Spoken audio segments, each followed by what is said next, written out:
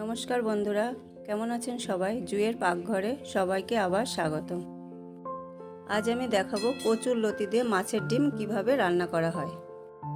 কচুর লতিগুলোকে প্রথমে আমি খোসা ফেলে ছোট ছোট করে কেটে নিলাম। খুব অল্প সময়ে অল্প জিনিস দিয়ে এই রান্নাটা করা যায়।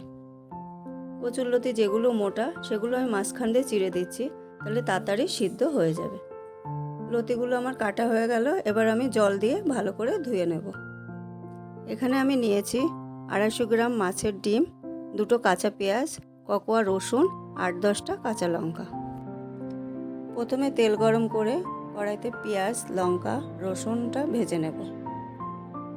এই গরমে অল্প তেল মশলায় কচুরলতি ডিম দিয়ে একটা উপযুক্ত খাবার। পেঁয়াজটা একটু লাল হয়ে এলে এর ভিতরে আমি মাছের ডিমটা দিয়ে দেব।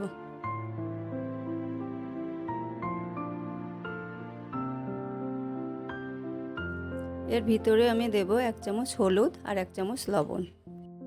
মাছের ডিমগুলোকে এবার আমি ভেজে ঝুরি ঝুরি করে নেব। আপনারা দেখতে পাচ্ছেন মাছের ডিমগুলো গুঁড়ি গুঁড়ি ভাজা হয়ে গেছে।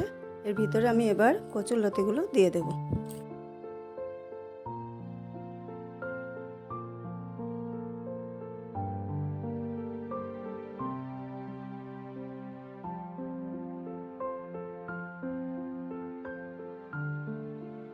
কচুরলতিগুলো কিছুক্ষণ নাড়াচাড়ার পরে এতে 1 কাপ জল দিয়ে আমি ঢেকে দেব।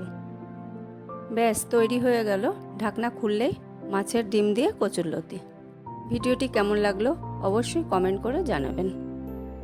ভিডিওটি ভালো লাগলে অবশ্যই চ্যানেলটিকে লাইক, শেয়ার এবং সাবস্ক্রাইব করুন। নমস্কার বন্ধুরা, সবাই ভালো থাকবেন, সুস্থ থাকবেন।